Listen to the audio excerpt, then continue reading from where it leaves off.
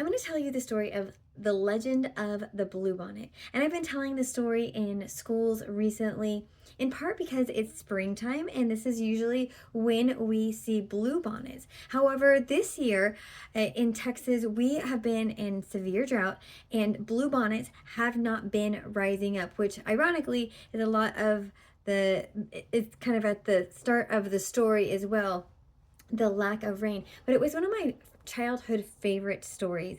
I really resonated with the girl in the story and felt deeply for her pain and loss, even though I am not the girl in the story is an orphan. um so I'll just tell you the story and then we can talk a little bit about it. So the story goes that there was a girl who was named She Who Was Alone, and her name was that because she had lost her parents, she had lost her grandparents, she had nobody. She was an orphan. And she was not alone in losing family members because the Comanche tribe were in a severe drought. Plants were not growing, animals were dying off, everybody was struggling. And so, after days of doing a rain dance, and the shaman went up to the top of the hill and he asked the Great Spirit for guidance, and he came back down and he told the people, we have been selfish. We have been greedy. The Great Spirit says we have to make a sacrifice if we want rain. But everybody looks around to one another and they hold tight their items. One man says, this is my bow and arrow. It helps us to feed our villagers. Surely the Great Spirit doesn't want my bow and arrow. And another woman holds tight her blanket and she says, surely the Great Spirit doesn't want this blanket that I just made. I love this blanket. And another woman holds tight her necklace. She says, this is a necklace that was passed down from my grandmother, and it holds great significance to me. Surely the Great Spirit wouldn't want my necklace. And everyone goes to sleep that evening without having offered anything of sacrifice to the Great Spirit. And the little girl, She Who Was Alone, had a doll. And this doll was incredibly special because it was from her parents.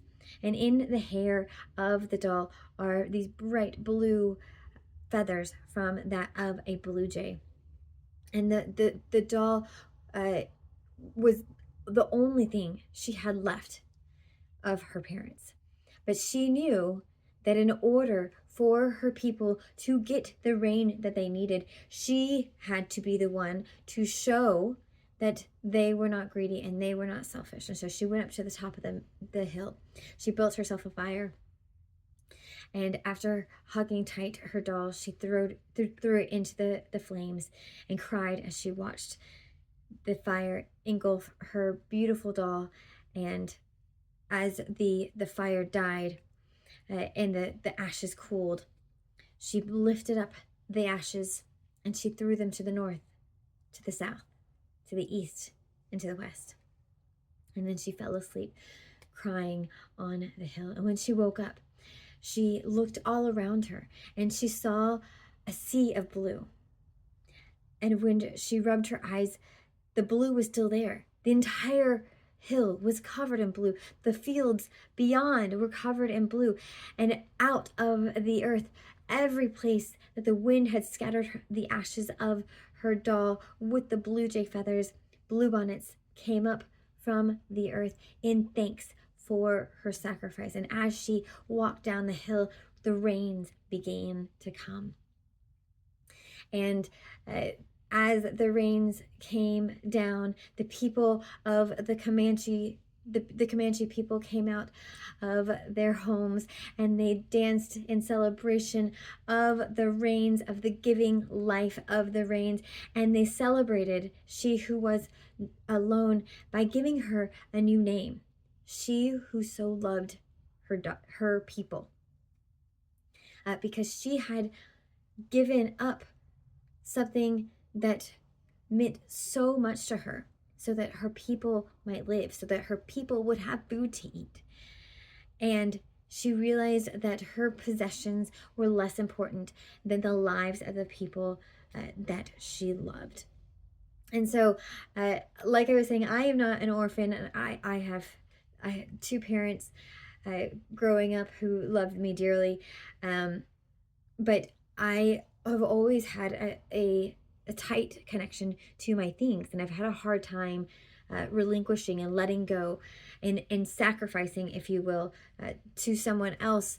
I like to hold on to things, and so the daughter being able to release this doll that had such significance to her was really touching to me. And every year, as we see the bluebonnets come out of the earth and we see the rains come down, I remember this story, and I remember how important it is that we consider that humans, our fellow man and woman, are more important than the possessions that we keep uh, for ourselves. So, what is a folk tale that resonates with you? What is a folk tale that resonated with you as a child?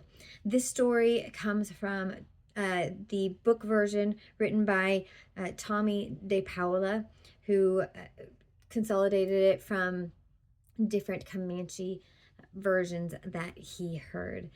So I would love to hear your folk tales. I am Vanessa Y. Rogers. Make sure you're hitting subscribe if you want to hear more stories like this and more breakdowns of different stories and folklore. Thank you.